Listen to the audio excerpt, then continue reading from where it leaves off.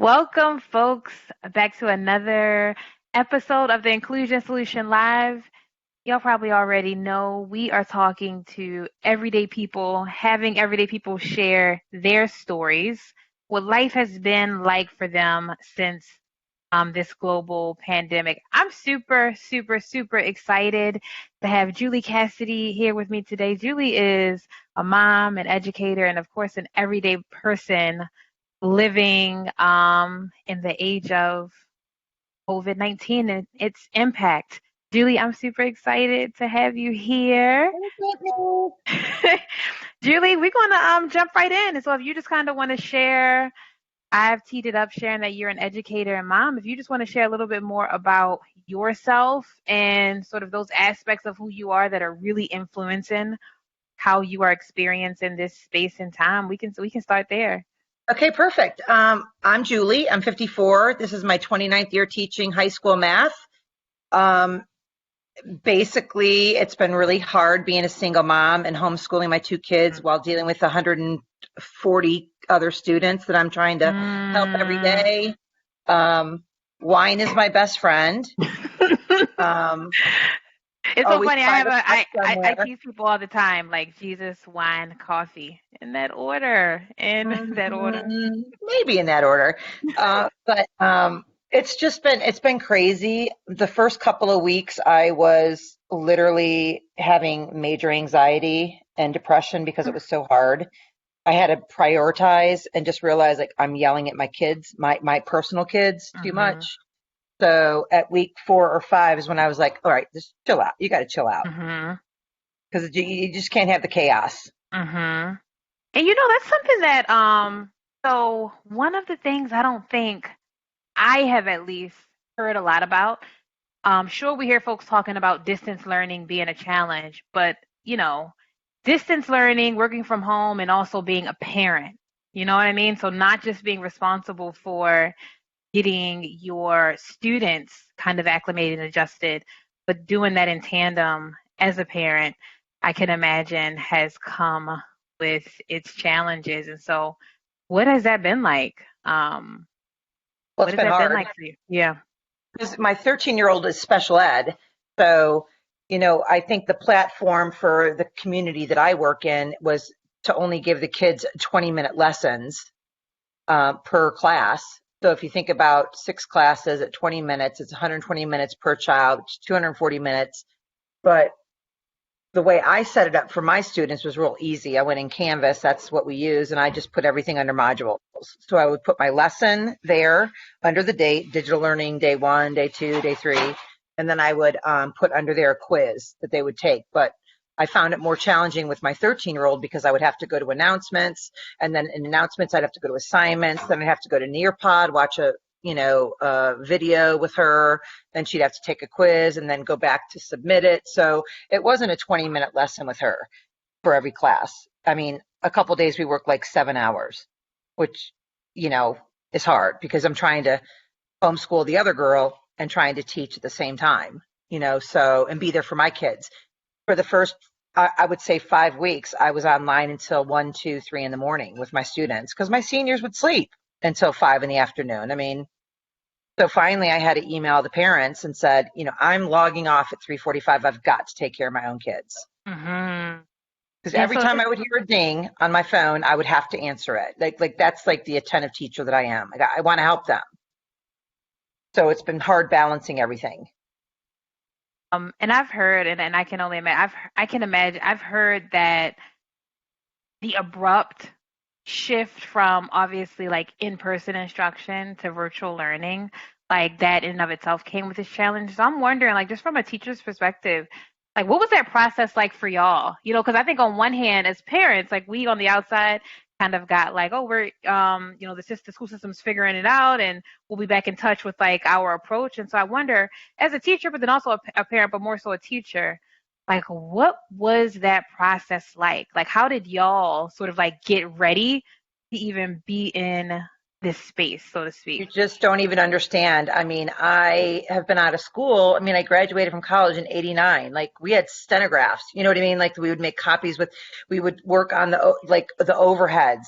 I'm not very Mm. technology oriented. I mean, I can cut and paste, I do PowerPoints, I do notebook, but to actually figure out this Canvas stuff, it was really hard for me. I'm surprised at how much I've learned on the computer, to try to finagle through all the loops. I mean, it's been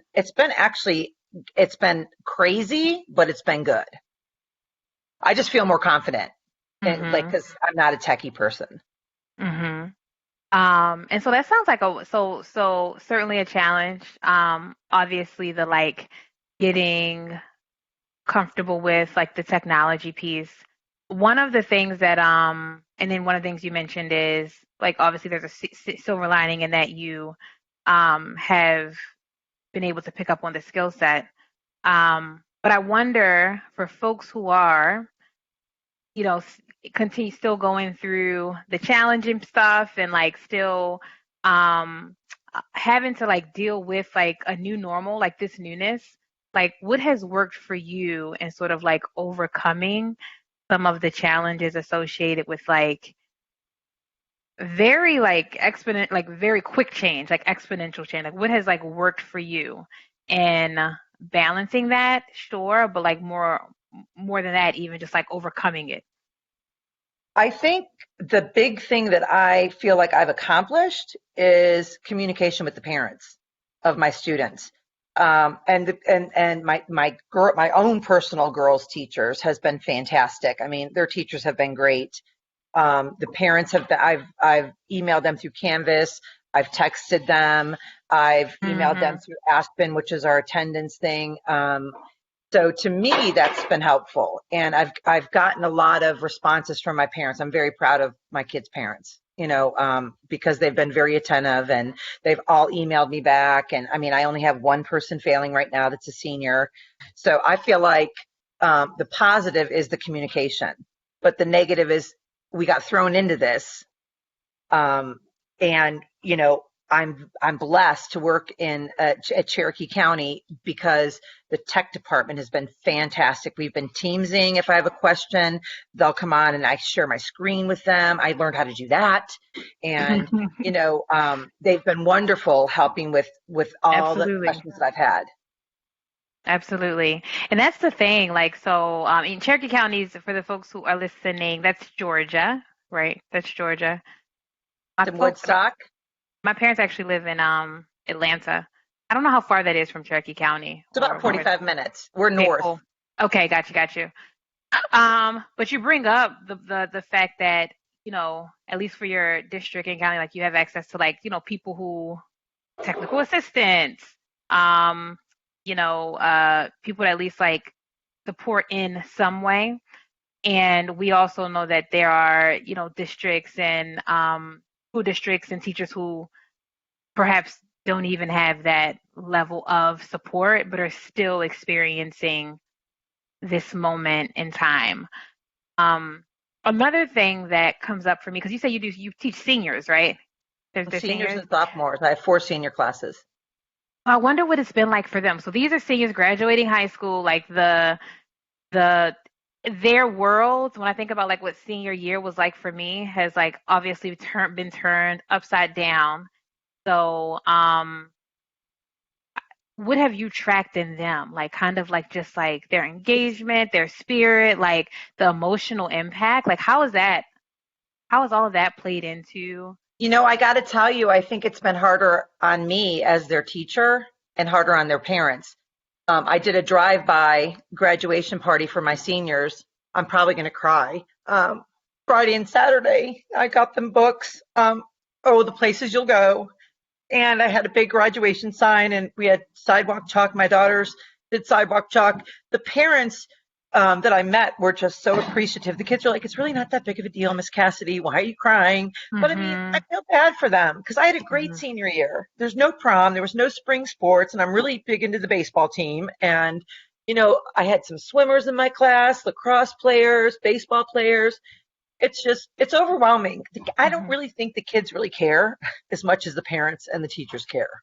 Yeah. I'm such a baby. I'm sorry. No, it actually shows like just how, and I know that I'm a week behind, but happy Teacher Appreciation Thank it just you. shows how much, not just like the work, like the pro, the day-to-day work of being a teacher, but just how much emotional work and like just I just how want to help personal them. this work is. Yeah, I how just want to help them. personal this work is. And I don't know that we talk enough about the emotional like piece about this. Like at the end of the day, sure we're working in specific roles, but we're also people. Like we're also people Right. experiencing this moment in time. I wonder from your perspective, like when you think about when this is all said and done, like when this is over, whatever that looks like. I don't know when over is, but like if you Right. had to like really just like reimagine what life, what teaching may look like after, you know, this is over, like what do you hope for? Like what do you think or what do you want to come from all of this? And whether it's in your role as a teacher and kind of things that you've tracked as being, this could be better now that I think about it, or maybe even, just broader community or as a parent, like what do you want to come from this? Well, I don't think we're ever going to go back to the way it was. I honestly Hmm. don't. I mean, because you hear things and it's like, this is supposed to get worse in the winter because the heat's not, Hmm. going to kill the virus. Um, I, my concern, I've got several concerns, are the kids that are behind. I mean, we're doing everything we can do to keep them up, get them caught up. But, I fear for my geometry kids in algebra 2 because I didn't get to teach them factoring and they need factoring for Hmm. algebra 2. I don't think that these seniors are going to go to college. I think that they're going to do online, home education for Hmm. a while. I mean, I don't know what's going to happen. It's just weird to even think about not being. And if we do start back, how many kids am I going to have in the classroom if they're going to have to be Yeah. 6 feet Hmm. apart? I mean, we have 2,400 kids at my school. My school's great. I mean, it's Etowah High School. It's a great school. The principal's great. Administration's great. The department's great. Everyone cares about the kids like I care about them. But what's a classroom going to look like? I mean, I can And only so have probably 9 kids in a classroom. that's what I was wondering. So pre-COVID, how many kids are in a class for physical classroom? Like when 32, 33, and you can't fit that many kids in there. and so I'm wondering like, so that is, as I've been even like just been thinking about, and like when I read stuff about like, oh, what's next for for, post this pandemic, a lot of times people are like, well, we can't really think that too ahead in the future because things are constantly changing, right? Which I get, but I wonder if you have any thoughts on like are schools like preparing to like change the way classrooms are gonna look? Like is that like are those the conversations y'all are having now, or is it still kind of like in this let's get the which is understandably let's kind of get these semesters and quarters this year done before we even start to think about what's next? Like, I think that they're just trying to get through right now, but I Yeah. think the higher order, the higher people are like, okay, what is it going to look like? Are we going to go to block, where you got a PM and a AM session, and then the kids alternate Monday, Wednesday, or Tuesday, Thursday, and then the teachers try to play catch up on Friday?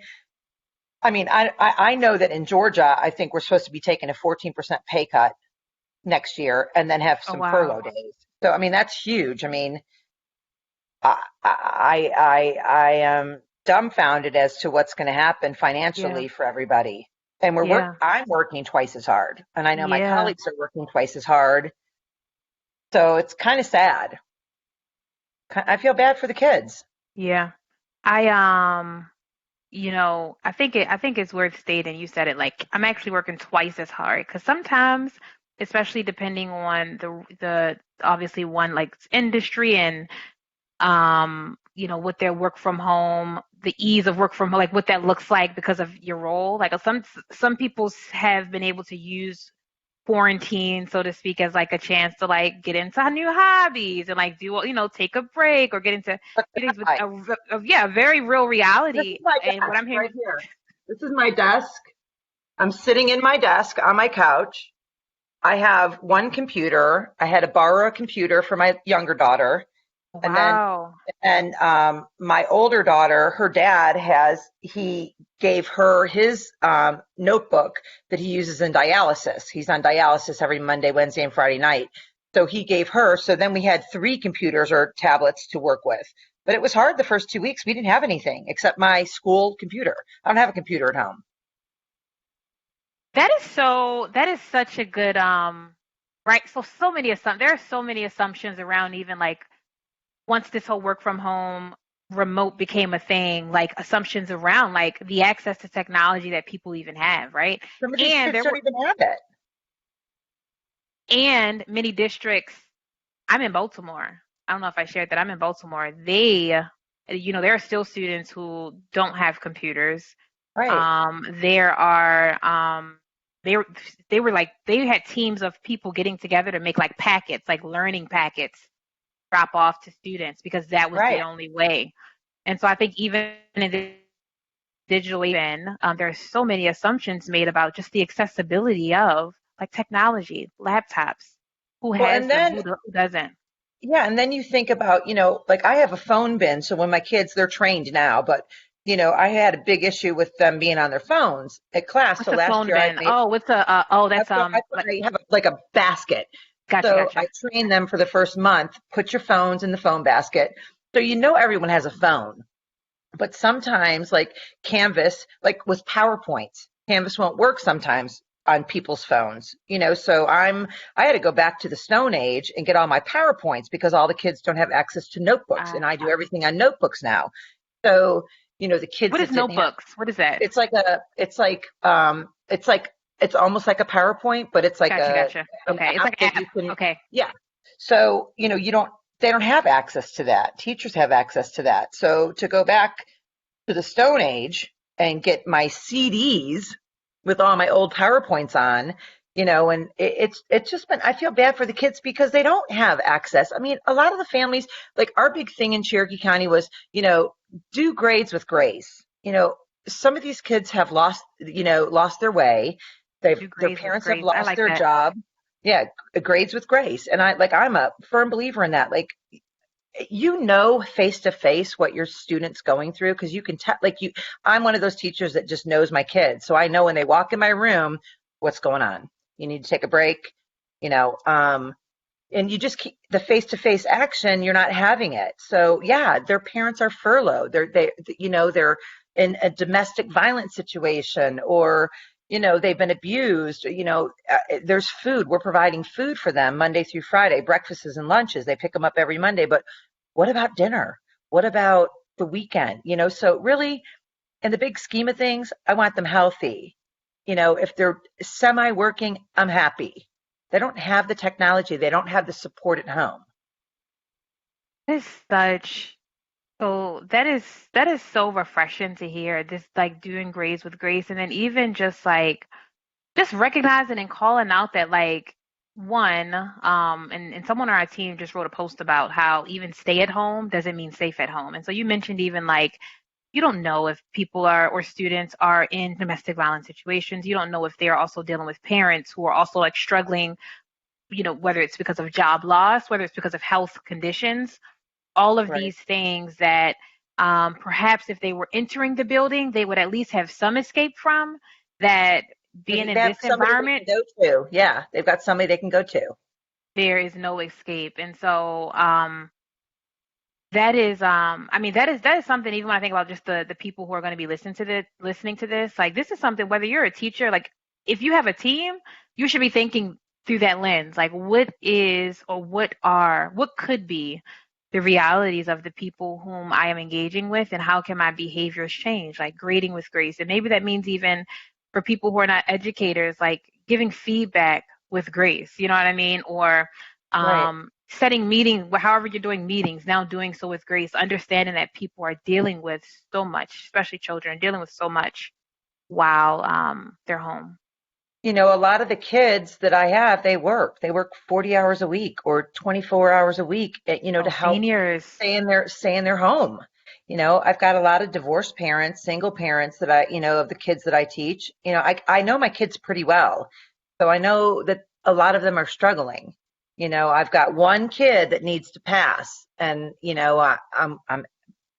she came to do the drive by. I gave her graduation gift. And I'm like, you got to do this work. You got to do the 7 digital learnings. And I sent her a test from before all this happened, from before 313. Like the way Cherokee County is doing it, I'm so impressed. Mhm. You could look at their grade at 313. So you had it like I moved everything out of my grade book into a 0% to get all their grades. And then I put them all back and I saw their grade. So whatever their grade was as of last Friday, whether it's the 313 grade or the 5.8 grade, that's the grade we're going to give them. And this girl, I'm giving her this is my one senior. It's just, I have one kid failing and I'm like, oh, I'm going to kill you. You got to get on there. So I sent her the test that she missed before all this chaos happened. Mhm. Hopefully she's going to work at it. I mean, I said, oh, the places you will go when you graduate. So get this stuff done. No, but for real, when you graduate, I wonder if you have any advice for. So actually, this is a double question. Any advice for obviously like teachers, right, who are just like going through the motions, beyond, Cherokee County, especially having been, so that's 3 decades you've been pretty much a teacher, lots of experience there. So any advice for teachers and any advice for parents, right, who are like working from home and now still managing the toll of parenting in general. So I think those two, any advice for teachers and then advice for Yeah, the I parents. think for the teachers, I'll start out with the easy one. Care about your kids. Get in touch with your kids. I mean, it's not a field day. We're not on a field trip. You know what I mean? We're still working. We're still getting paid. Do your diligence. I feel blessed to work at Etowah High School because I know that the teachers are bending over backwards, for their kids. Feel completely honored to work at the best school in Cherokee County. And for the teachers that just think it's a field day, it's not a field day. Get to know your kids, reach out to your kids, encourage them, don't bring them down, keep in touch with the parents. And for parents, I would say maybe chill a little bit because I didn't chill the first 3 weeks. And I was yelling at my 15-year-old, not so much my Chill, 13-year-old, but my chill. 15-year-old. I was on her and she's like, by you yelling at me, I just am going to do the opposite. And so, like, I'm like, okay, then you'll be, a retained freshman. Get off your ass and do your work. So now I've kind of chilled out and, Mhm. she's getting it and she's appreciating me being a little more chill because I'm not a chill person. I'm always high maintenance and high energy and I'm going to get it. So I think for the parents, support your kid. Don't be like me the first 3 or 4 weeks and be on them like white on rice. It's hard for them. It's a new normal for them. Mhm. My kids aren't digital learners. My kids are hands-on learners. So I guess that would be my. Yeah. Yeah, I've been trying to think about that more too, just kind of like best of intentions, wanting to keep structure and like wanting to like, foster accountability, even with so folks I was sharing with Julie that my biological cousin who was raised as my brother lives with me. He's 16. And so I think that and he's also a diverse learner. So he is on an IEP. And so that's been a my family and it's been like a village effort, like everyone like just kind of making sure that your point, like we're honoring that not only does he have work to do, but he's also experiencing this. So even though we want to like push, because we want you to be on track, it's also important to just chill, right? And so maybe Yeah. sometimes that looks like not spending.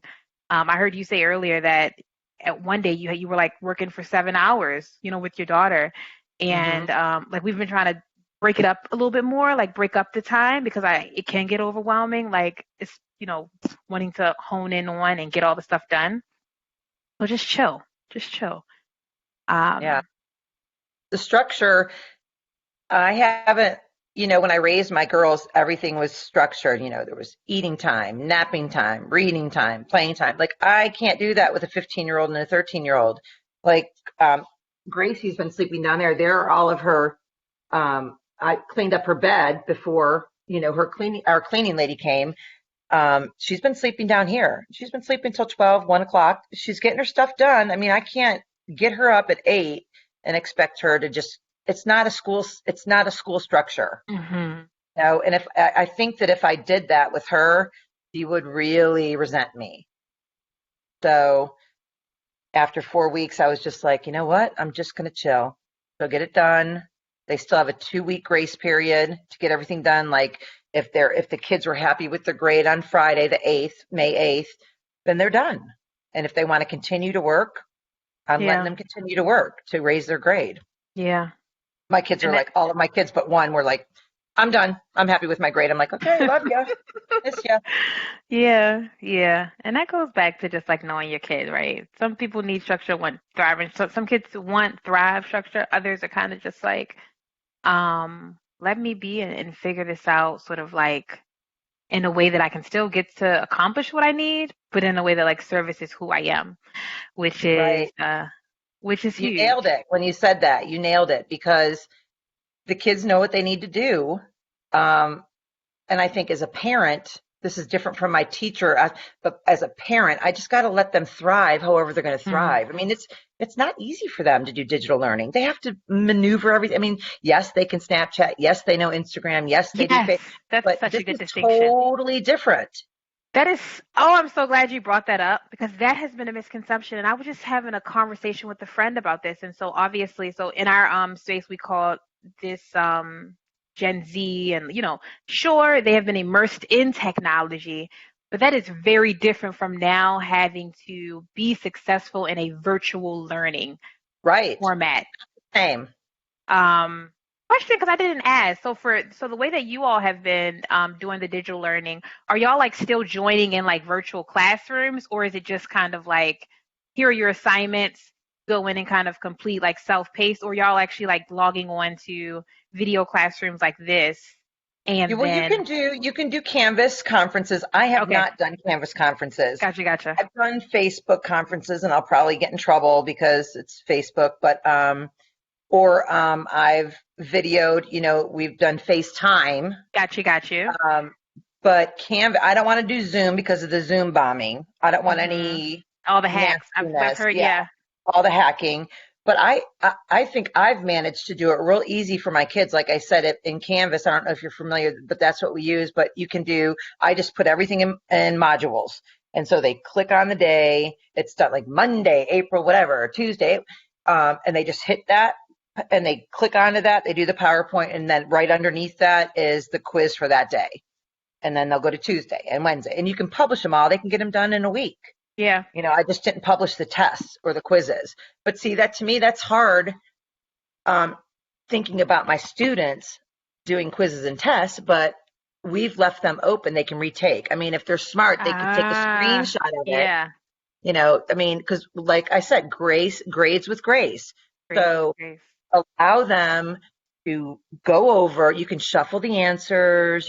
I mean, so it's worked. I really haven't had that. And I've been really into emails in Canvas and in Aspen and school emails, and that seems to have really worked with my kids. I was talking to one of my friends who's in education, and they were having some challenges with their children logging on to like the actual school app. And so they did. They created like a Facebook, kind of like meeting the kids where they are. They were like, Mhm. look, a lot of them are on Instagram, and so he started like he created like a teacher account, like a teacher, like this is Yeah. my teacher like IG account, and this is how I'm now engaging with my kids. Hmm. Bearing in mind that sure it wasn't like the traditional way, but the whole point was this is how I'm meeting them where they are right now. I know this is where Right. they're going to be, and this is another way. Because everyone's not going to be on the same page. I mean, Hmm. it's just like changing things around for your kids in your classroom. You have to be diverse in how you're teaching every child. They're not all going Hmm. to learn the same. Hmm. So, yeah. Good. One final question I'm thinking of, and this is not limited to Cherokee County or even Georgia, but when you just think about what you want people empowered to know about, like from the perspective of a teacher, um, what what do you want people to understand, specifically like leaders to understand as they kind of reimagine anew? Like what should they be taking into account um, based on your experience as a teacher as they start to think through like what's next and what this looks like? Um, Well, if that's just a really brilliant question, and I guess I would say that I think the higher ups need to realize that this is a challenging world for these students. And, they don't have to be in a seat time for 8 hours. I mean, you know, we need to work with the kids that need more help versus the kids that are, challenging themselves anyhow. So it doesn't need to be like an 8 hour computer class, for each child. I mean, if they get it Uh, done, they're motivated, they're going to do it, but we really need to focus on the kids that really need that extra help, that they come to school, they have a crappy home life, they don't have any money, they're starving, they don't have clothes. We need to focus on those kids. If we can continue to help them, get them utilities, get them food, get them technology, help the parents how we can help them. That's my main concern is mm. the kids that just can't afford things, the parents that just can't afford things. That is that is so affirming to hear you say like our work and like equity work is about like creating systems and policies that support those who we know are like most impacted, are sort of most without, don't sort of like have access. And so I appreciate you offering that because I think that it can be very, especially with global pandemics and or any crises, it can be very tempting to just want to act. Let's just figure out what we need to do to get everybody without necessarily pausing and really focusing on okay, who could benefit most, who is most Right. impacted, who is really like at the margins of access, and like how do we make sure our policies, our future, our practices really support those like who really who need it, and making I that mean, a Brittany, much broader conversation. yeah, Brittany, you got to realize that these kids, they don't have, I mean, school was their life. They could go and be themselves. They could feel normal. Hmm. That's where their friends are. That's where they could release, any anxiety, toxicity, anything in their system. And now they're stuck at home. I mean, it's been 7 weeks. Hello. The depression, the anxiety, like some of my 504 kids, some of the IEP kids, I mean, they're going crazy. And we just need Hmm. to support them, and give them what they need to feel less pressure. They Hmm. have so much pressure. I can't even imagine. I see it with Hmm. my daughter. I see it with my 13-year-old. I mean, it is what it is. She hates being home. She likes that structure, likes to see her friends. She likes her teachers, just for her to be stuck with me, Yeah. she doesn't like very Yeah. much. Yeah. And that I've been thinking, I've even been thinking about that more with someone asked me a while ago, like, do you think Braxton knows what's going on? Like he doesn't know what's going on, but he'll ask about his preschool teacher and he'll ask about his friends. And as the like only child, well, at least of that age, I do wonder like how not being engaged with like other kids now his age is Hard. just like influence, he doesn't want to listen. Like it shows up differently. Like so now he's antsy and like the tantrums are different and probably they're a little way more tantrums now. Because he doesn't get Um, it. He can't, as a two, he's two, right? he's As a three, yeah. 2 year, yeah, you don't know, or a 3 year old, he doesn't know what's going on. He knows something's not right. His schedule, like I think it's so much harder for your son versus my daughters because they're older. But Hmm. you just don't know he doesn't get it. He doesn't get it in here. And he's like, what is going on? Why am I Hmm. home every day with mom or Hmm. every day with dad? Hmm. That's Hmm. why I just grades with grace, man. Hmm. Hmm. Grades with, I love it. Grades with grace, teachers, and then parents just chill. And then folks who are at the table in the higher ups, like really, really like do the work, the figure out how we can put in practices and policies that center those who are most impacted and most without. And yeah, that's a big part of that's the work.